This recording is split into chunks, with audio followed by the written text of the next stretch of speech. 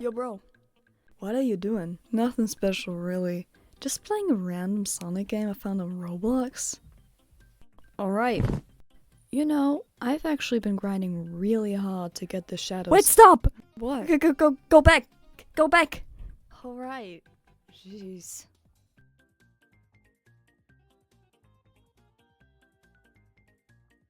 You're so stupid. Fuck you. I'm leaving. Good. I don't want you here anyway.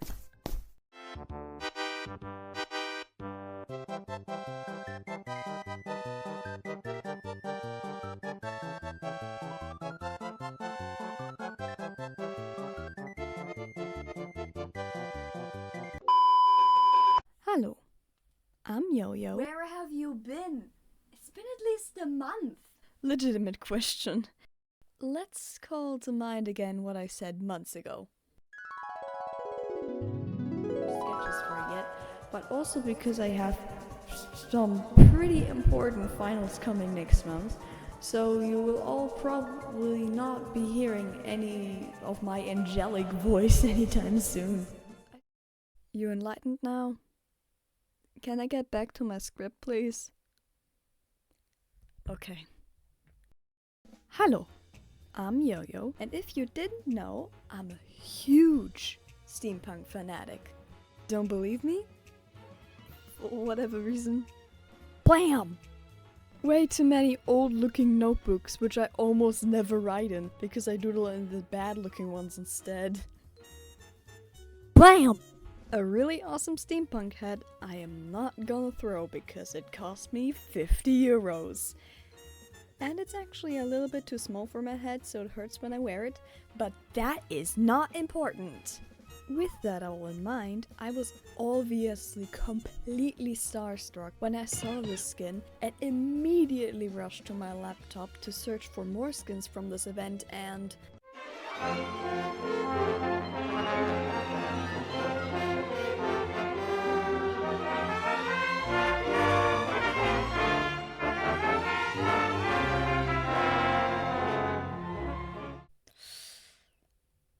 I mean this with all due respect, but why do they look like that?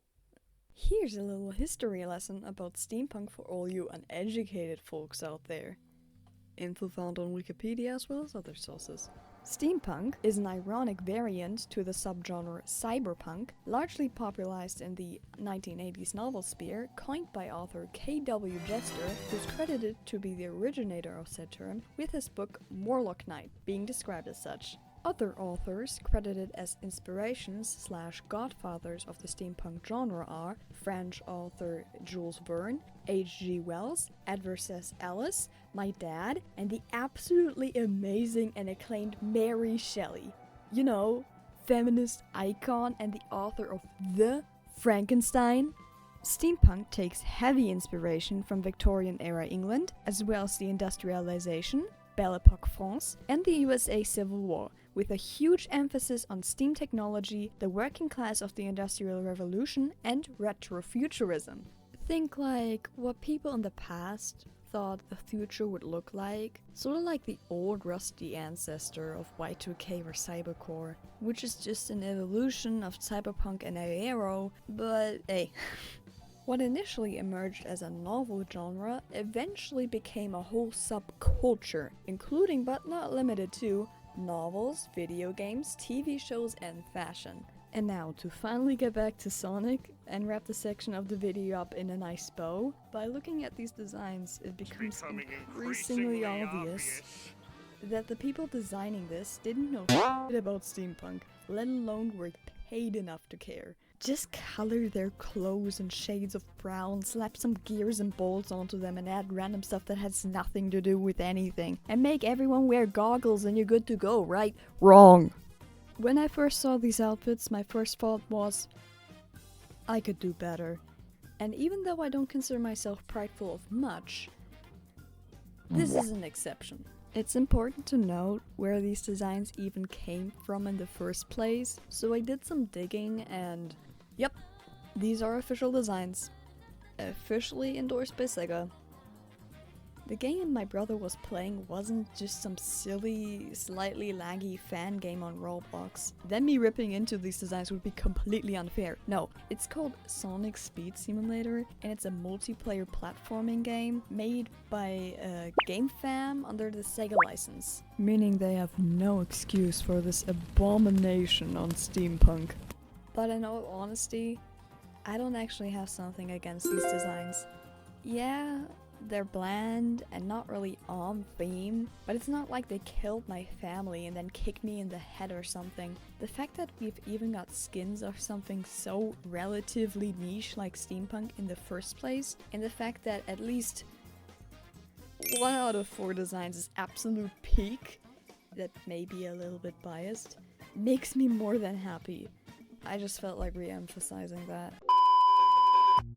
Update from editor Yo-Yo here. While doing my silly little research, aka is just scrolling through YouTube, I actually found out that Sonic Speed Simulator is actually really widely hated. Excuse my voice, I am currently down with a cold. Why is that? Of course, there are the obvious issues every mobile game on Roblox specifically has. You know, microtransactions, seasonal skins, pay to play, unregulated chat, I think, excessive grinding, looping gameplay, poor quality control, crunch time, the usual. But interestingly, and unfortunately, there also was a pretty recent Sonic Roblox controversy that had something to do with Game Fam and a fan game called Sonic EXE The Disaster. And talking about that would be a whole other bucket of worms, so I'm not touching that today. But I'll link a video or two about the topic if you're interested. Just felt like mentioning. I felt like that was important to mention. And now back to the regular scheduled programming. So now, before I go on to the actual redesigns, I need to clarify first what do I even want to do? What even are my ideas? Okay, now, what bothered me most about these original designs is that 3 out of 4 of them are way too samey, almost indistinguishable from each other. They all wear the same type of vest with the same palette, which just screams whimsy and fun. There are more types of clothes to steampunk than just brown suit or cabaret dress with gold goggles and a top hat, and more colors as well.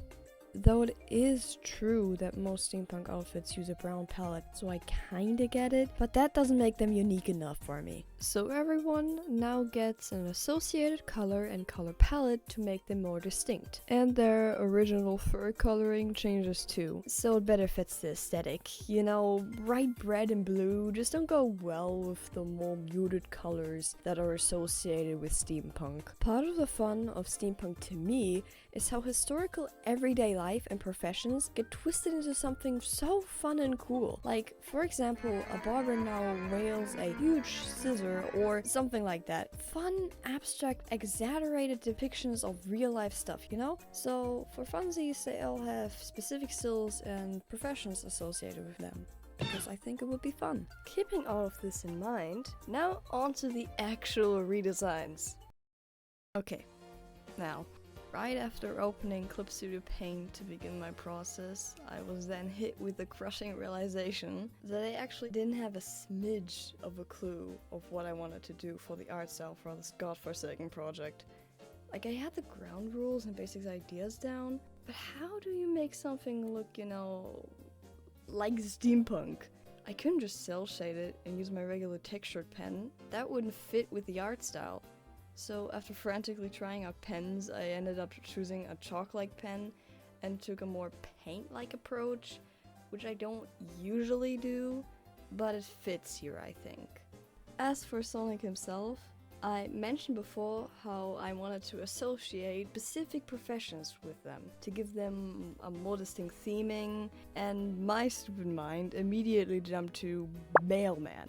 Like, think about it. Him running around the whole city, delivering presents and mail in a matter of seconds, and he gets to wear a flat cap and messenger bag as well?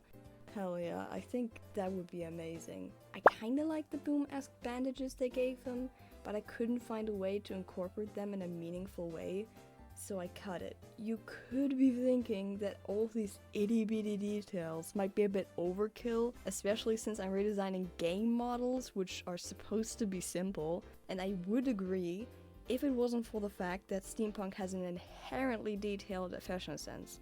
So little nonsensical details are a need. If you can't make nonsensical details in steampunk outfits, then why make steampunk outfits at all? I'm doing the voiceover months after the drawings actually got finished, by the way, so these designs as a whole are a wee bit outdated, since I probably changed my approach to drawing them yet again. AKA, I keep on changing the way I draw Sonic characters because I can truly never be satisfied, but that's just the nitpicky perfectionist in me. And he's done! I like how he turned out. Next up, Shadow. For every other character that isn't Sonic, I actually had to sketch the outfit, and for Shadow I made some last minute changes, and you can tell. I struggled the most with them, because trying to find the old-timey equivalent to alien bioweapon created in a lab is hard, to say the least. But I think I did the best I could. His outfit is a mix between a straitjacket and a patient or scientist robe or coat, and I had the most fun adding all of the shading and details for all the red wires attached to his body, obviously inspired by the bio lizard, and also acting like his highlights. On top of that, I found out that his original skin's name is actually Clockwork Shadow, so I clearly had to give him a bunch of clock details. Maybe this is how chaos control works in this universe, I don't know. Oh, also just mentioning this before y'all pointed out, yes, I made Shadow comically small for the hell of it. I'm doing silly redesigns that almost change everything about the original, so I might as well add my own headcanons. That's why they all have different body types and heights, but also to differentiate between them better. I kinda like this redesign the best out of all of them. It's completely my own, and I love the palette. So, another one done. You know what name they gave Knuckles for this event? Dieselpunk Knuckles. If you're questioning right now, Yo-Yo, how is that bad? Let me read out a Wikipedia article to you. Dieselpunk is a retrofuturistic subgenre of science fiction similar to steampunk or cyberpunk that combines the aesthetics of the diesel-based technology of the interwar period through the 1950s with retrofuturistic technology and postmodern sensibilities. It takes heavy inspiration from Art Deco design, pulp magazines, noir films, and wartime influences, especially the First and Second World War. Knuckles has seen some shit. I gave him the profession of treasure hunter slash miner, wearing some sick-ass big meaty claws. Damn, this is the fourth SpongeBob reference in one video. I'm on a roll here. I thought it would be a nice change of pace to make his associated color a muted green. Maybe even to tie back to the previously stated military influence. Out of all four from this event, Knuckles' design had it by far the worst in my opinion. Like, look what they did to him! The ugly beige yellow, the metallic puke green thingies he has on his shoes, the quite literally slapped on gears. So many things are going on, but none of them are striking enough to leave an impact. The only point I will give is this. Props that they didn't use a top hat, but instead something that kinda looks like a beret, and the metal claws are nice. I really do hope I made an active improvement with a more unique theming though, because I'm not completely sold on my design yet. But I like the colors I used and the backpack. Where else would he put all of his treasure? Last up is my dude Silver, aka the best part of the steampunk event and the reason it got made in the first place, and you can bet with me on that because I am correct. Just compare these designs to this. Truly night and day. Look closely at the model and you'll see how much effort and detail was put into it. No, it's not a masterclass of a Sonic skin, but it might as well be. He's so different from the rest, from the coat to the color palette, and that is by design. Truly the star of the show in my opinion. That being said, I still got a few ideas and tweaks for this design, so... For one, I made his coat more detailed and longer. I actually made his whole body longer, but that's not related. I gave him his chest fur back as well. He looks kinda naked without it, and the same goes for Shadow, so I gave them their chest fur back. You can also probably notice that I gave him some chemical test tubes. Why? It's most likely going to stay a self-contained video and not much more, but I was still toying with some rough world building ideas. One big one is magic being non-existent or at least altered in some scientific way. I know sci-fi and steampunk are heavily intertwined with another, but I think it would be so cool to try and find replacements for magical powers via weaponry or other means, which I thought in Silver's case, with his psychokinesis, would be the job of an alchemist. That was a real historical thing, but is also used a lot in science fiction, basically like a magical chemist sort of deal, conducting elixirs or something that can break the laws of physics. And the rest kinda came naturally. I particularly like how his design turned out. And with that, I am finally done with all of the redesigns. Overall, I want to yet again reiterate that I hold no actual ill will to the original designs themselves, and you're completely free to like them as is, but regardless, I still had a lot of fun adding my own twists and ideas into the mix. I had so much fun with designing these characters. In fact, they actually kinda want to draw a few other guys from the Sonic cast in steampunk themed outfits now. Who knows if something will actually come from it. In the end, the video was much less terrific as some people thought it would be. No, this was never supposed to be a 40+ minute deep dive into some obscure media or something. The reason it took so long, more than 2 months in fact, is because I'm an incompetent loser with the mental capacity of a golden retriever goldfish hybrid. And also because my schedule and planning was actively screwing me over big time. Oh boy, can't wait to work on the video. Only to then be shot 57 times by uncalled for work assignments, millions of mini vacations and trips, the worst heat wave for weeks on end, and a cold.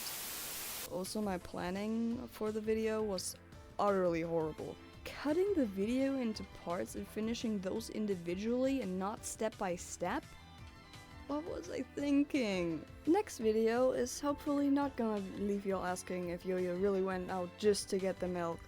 When I decide to make an outro video again, because for now I at least have one animation based thing planned, and then I'll see where the wind takes me. But I do have some ideas for a potential next long form video. I have multiple ideas actually. Finally digging out my old dusty OCs and caring for them again. More redesigns? That one big Sonic Gajinka video of a project that I've been fantasizing about ever since November of last year, but to this day I can't bring myself to do it because I'm unsure about my own abilities as an editor. Commentary? It's anyone's guess, to be honest. But that will be all for now, I think. Thank you so much for all the support and patience for this video. It was a rough ride, but all you people made it really worth it, and I really do mean it. Auf Wiedersehen!